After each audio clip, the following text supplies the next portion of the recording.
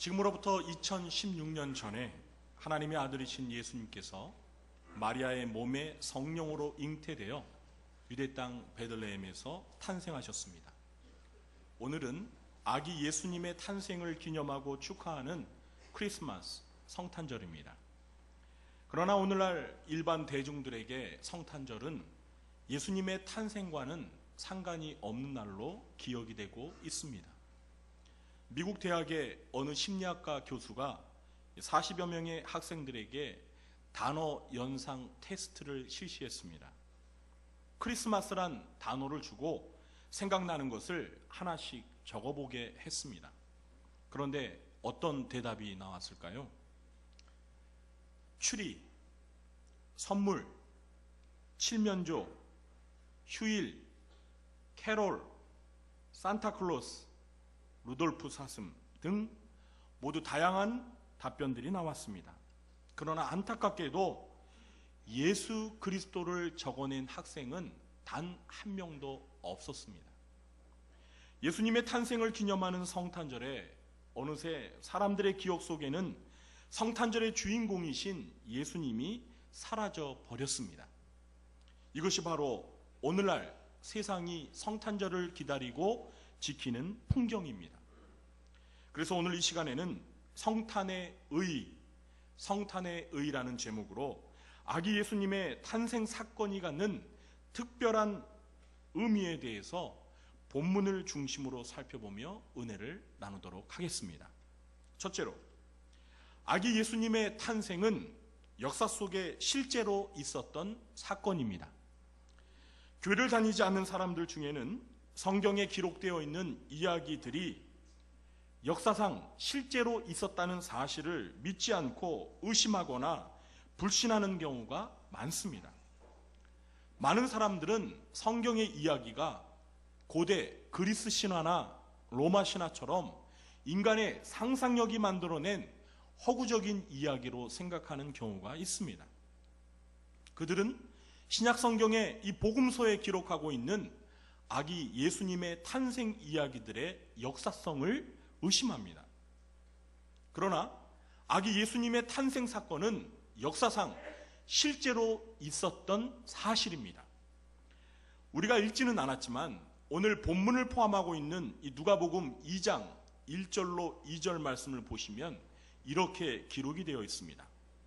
그때 가이사 아구스도가 영을 내려 천하로 다 호족하라 하였으니 이 호족은 구레뇨가 수리아 총독이 되었을 때에 처음 한 것이라. 여기에 등장하는 가이사 아구스도와 구레뇨라는 사람은 역사상 실제로 존재했던 인물입니다. 가상인물이 아닙니다. 가이사 아구스도는 주전 27년부터 주 14년까지 로마 제국을 다스렸던 황제였습니다. 그의 본명은 가이우스 옥타비우스입니다. 또 구레뇨는 주전 12년부터 주 2년 그리고 주 6년부터 9년에 걸쳐 두 번 시리아의 총독으로 재임을 했던 실존 인물입니다.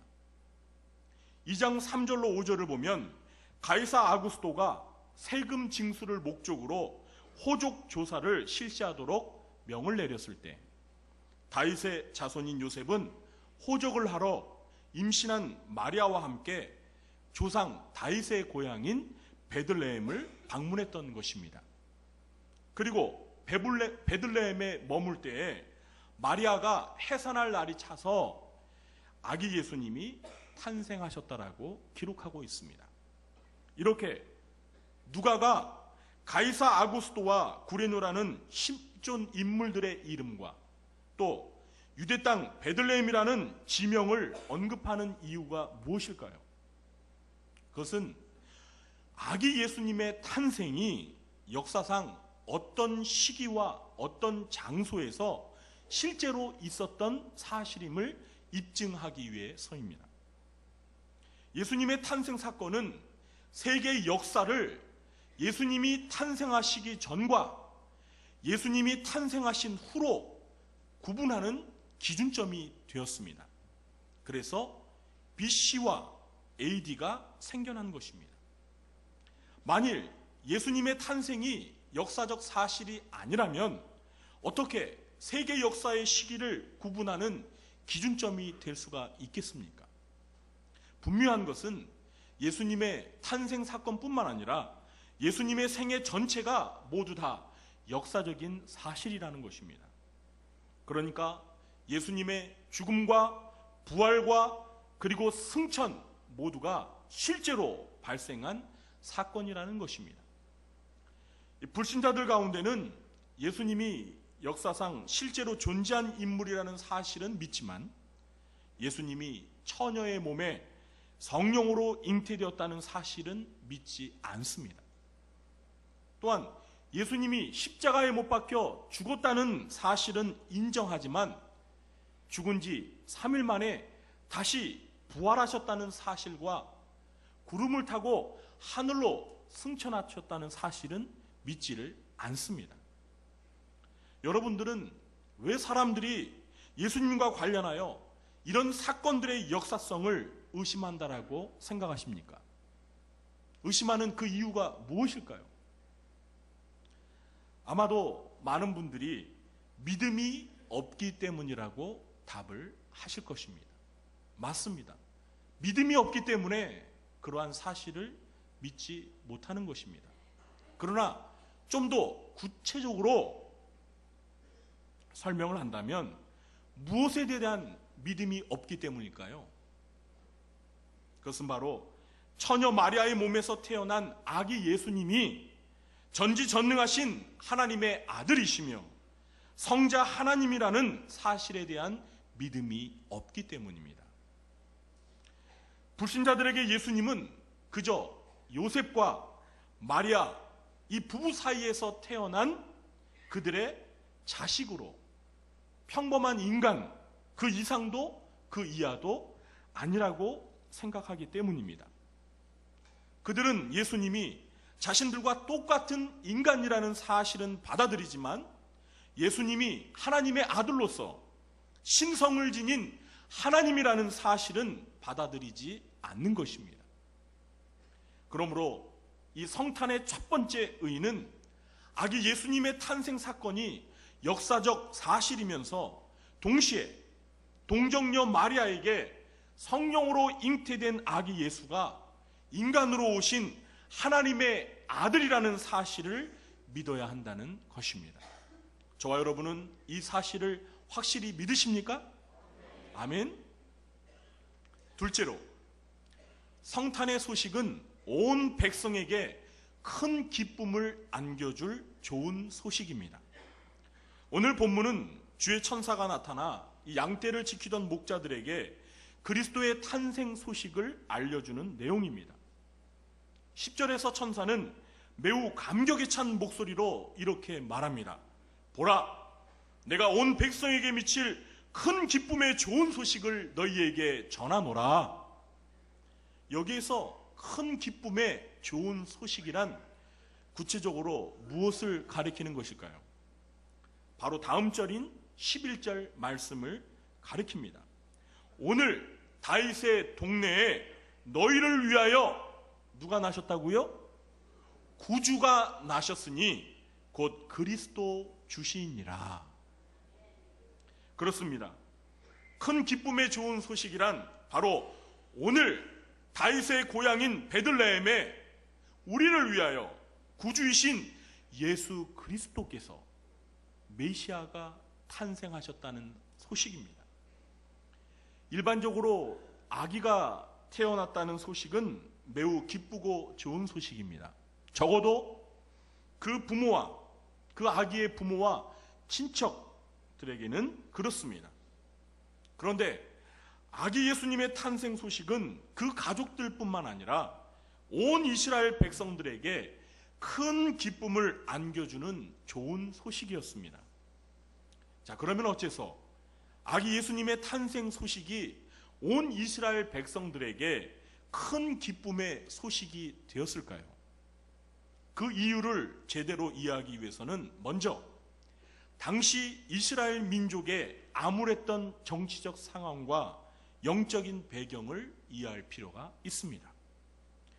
예수님이 탄생하시던 무렵에 이스라엘은 정치적으로 독립국가가 아니었습니다. 당시 이스라엘은 세계를 제패했던 로마 제국의 식민지였습니다. 그리고 로마 제국의 식민지가 되기 이전에는 그리스 제국의 지배하에 있었고, 그 이전으로 더 거슬러 올라가면 페르시아 제국과 바벨론 제국의 통치하에서 식민지 생활과 유배 생활을 했습니다. 이렇게 이스라엘은 예수님께서 탄생하시기 대략 600년 전부터 주변의 이방 제국들로부터 나라의 주권을 빼앗긴 채 식민 지배를 받아왔습니다. 물론 중간에 약 80년 정도 정치적인 독립이 있었지만 그것도 얼마 못 가서 로마 제국의 지배를 받게 되었습니다. 이렇게 500년 이상 이방 제국들의 식민 지배를 받던 이스라엘 백성들의 생활이 정치적으로, 경제적으로 얼마나 피폐했는지는 충분히 짐작할 수 있을 것입니다. 우리나라가 일본으로부터 35년간 식민 지배를 받았는데도 그 피해가 얼마나 심각합니까? 위안부 문제, 친일파, 이런 문제들이 오늘 아직도 우리나라 사람들에게는 지워지지 않는 상처로 남아 있습니다. 그런데 이런 식민지 생활을 무려 500년 이상 했다면 이스라엘 민족들이 얼마나 힘들었을지는 아마 충분히 상상하실 수 있을 것입니다. 정치적으로 뿐만 아니라 이스라엘의 종교적인 상황은 매우 암울했습니다. 구약시대의 마지막 선지자였던 이 말라기 선지자 이후로 신약시대에 세례 요한이 출현할 때까지 약 400년이라는 기간이 있었는데요. 이 400년 동안 이스라엘 사회에는 하나님께서 보내신 선지자가 단 한 사람도 출현을 하지 않았습니다. 그래서 이 말라기 선지자 이후로 하나님의 계시가 중단되고 선지자가 없었던 이 400년 동안의 시기를 가리켜 신구약 중간기라고 하는데요. 이 시기는 영적인 암흑기였습니다. 이렇게 수백 년 동안 이스라엘은 정치적으로, 영적으로 매우 침체되고 암울한 시기를 보내고 있었습니다. 그러므로 자연스레 이스라엘 백성들의 마음속에는 구약 성경에 선지자들이 예언했던 다윗의 자손으로 오실 메시아의 출현을 학수고대하는 간절한 열망, 즉 메시아 대망 사상이 싹트고 있었습니다. 그리고 이렇게 메시아를 기다리는 시대적인 분위기가 충분히 무르익게 되었을 때 아기 예수님이 메시아로서 성경의 예언대로 다윗 왕의 고향인 유대 땅 베들레헴에서 탄생하셨던 것입니다. 그래서 사도 바울은 갈라디아서 4장 4절 말씀에서 때가 참에 하나님이 그 아들을 보내사 여자에게서 나게 하시고라고 말씀했던 것입니다. 여러분, 하나님이 정하신 때가 있습니다. 하나님께서 구약의 선지자들을 통해서 메시아, 그리스도, 이스라엘의 구원자가 올 것이라는 예언을 벌써 600년, 700년 전에 하셨는데 그 메시아가 오시기로 하나님이 작정하신 때가 있다는 것입니다. 그 때가 오기 전까지는요, 예수님이 이 세상에 오실 수가 없습니다. 그러나 하나님이 정하신 그 때가 참에 하나님께서 하나님의 아들 예수 그리스도를 처녀 마리아의 태 성령으로 잉태케 하셔서 이 땅에 인간으로 탄생하게 하셨다는 사실입니다. 그리고 마태복음 2장 6절에서는 미가 선지자의 예언을 인용하면서 이렇게 말씀했습니다. 또 유대 땅 베들레헴아, 너는 유대 고을 중에서 가장 작지 아니하도다.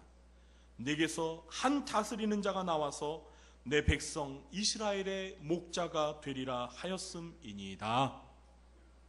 그동안 이스라엘은 목자가 없는 목자를 잃은 양들과 같이 방황하고 있었는데 이제 드디어 그들을 인도하실 이스라엘의 목자가 다윗 왕의 출생지인 베들레헴에서 탄생하셨다는 것입니다.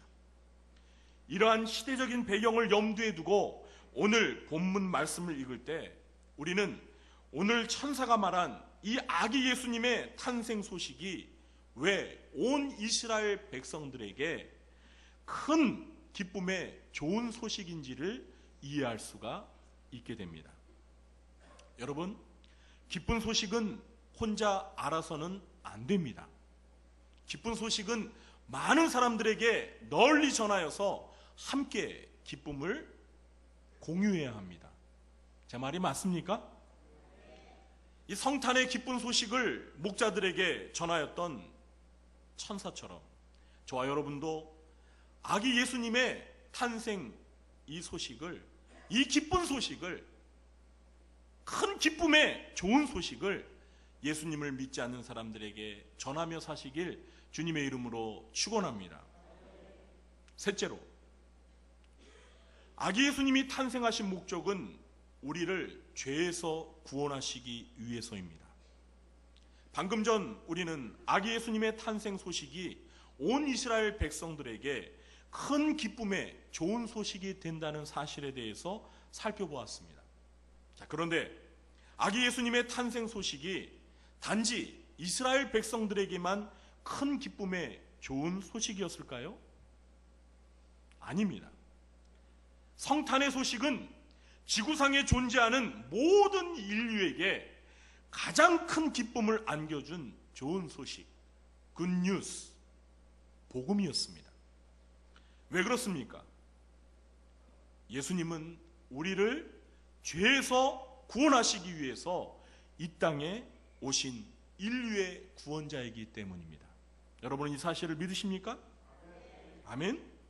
그래서 마태복음 1장 21절에서 천사는 마리아의 남편 요셉에게 태어날 아기의 이름에 대해서 이렇게 말했습니다. 아들을 낳으리니 뭐라 하라? 네? 예수라 하라. 이는 그가 자기 백성을 그들의 죄에서 구원할 자이십니다. 예수 이름의 뜻이 무엇이라고요? 자기 백성을 그들의 죄에서 구원할 자라는 것입니다. 오늘 본문 11절에서도 오늘 다윗의 동네에 너희를 위하여 구주가 나셨으니, 구주라는 말은 구원자라는 말입니다. 곧 그리스도 주시니라. 그리스도라는 말은 메시아라는 말입니다. 하나님이 기름을 부은 자, 하나님이 기름을 부으셔서 왕으로, 제사장으로, 선지자로 세우셔서 이스라엘을 구원하실 자라는 것입니다. 다윗의 동네인 베들레헴에서 탄생하신 아기 예수님이 우리를 구원하실 그리스도 메시아라는 것입니다. 사랑하는 성도 여러분, 성탄의 사건에서 가장 중요한 것이 바로 이것입니다. 예수님이 이 세상에 오신 가장 중요한 목적이 바로 우리를 죄에서 구원하시기 위한 것이라는 사실을 아는 것, 믿는 것, 이것이 성탄을 맞이하는 사람들에게 있어서 가장 중요한 것입니다. 앞서 말씀드린 바와 같이 유대인들은 오랫동안 성경의 예언대로 메시아가 오기를 고대하며 기다렸습니다. 그리고 그들의 간절한 바람대로 메시아가 탄생하셨습니다. 그러나 그들은 메시아, 그리스도이신 이 아기 예수님을 알아보지 못했습니다. 예수님을 환영하지 않았습니다. 예수님을 찾아와 경배하지 않았습니다. 예수님이 성경의 예언대로 유대 땅 베들레헴에 탄생하셨을 때 예수님을 찾아와 경배했던 사람들은 고작 동방 박사들, 그리고 밤에 양을 치던 목자들 뿐이었습니다. 그들의 수를 다 합쳐봐도 10명, 겨우 10명 정도나 되겠습니까? 왜 그렇게 간절하게 기다렸던 메시아가 이 땅에 오셨는데도 사람들은 메시아를 알아보지 못했을까요? 그 이유가 무엇이라고 생각하십니까? 네? 그 이유를 가르쳐 드리겠습니다. 아기 예수님은 그들이 기다렸던 메시아의 모습이 아니었기 때문입니다. 그들이 기다렸던 메시아는 이스라엘 민족을 로마의 압제로부터 구원해 줄 다윗과 같은 정치적인 왕이었던 것입니다. 그런데 아기 예수님은 그렇지가 않았습니다. 너무나 초라하게 가난한 목수 요셉의 가정에서, 그것도 탄생의 장소가 궁궐이 아닌 아주 초라한 마구간의 말 구유였습니다. 당시 대중들의 시각에서 아기 예수님의 탄생은 그들이 꿈꿔왔던, 그들이 기다려왔던 메시아의 모습이 아니었다라는 것입니다. 여러분 이해가 되십니까? 천사가 지어준 예수라는 이름은 이 아기가 자기 백성들을 로마에서 구원해줄 정치적인 왕이 아니라 그들의 죄에서 구원해줄 하나님 나라의 왕이라는 사실을 우리에게 가르쳐주고 있는 것입니다. 성탄은 바로 하나님의 아들이신 예수 그리스도께서 인간을 죄에서 구원하시기 위하여 십자가에 못 박혀 죽기 위해 이 세상에 겸손한 모습으로 낮아지신 사건입니다. 사랑하는 성도 여러분, 여러분은 해마다 무엇 때문에 성탄절이 기다려지십니까? 왜 아기 예수님의 탄생 소식이 그토록 저와 여러분의 마음속에 큰 기쁨이 되는 것입니까?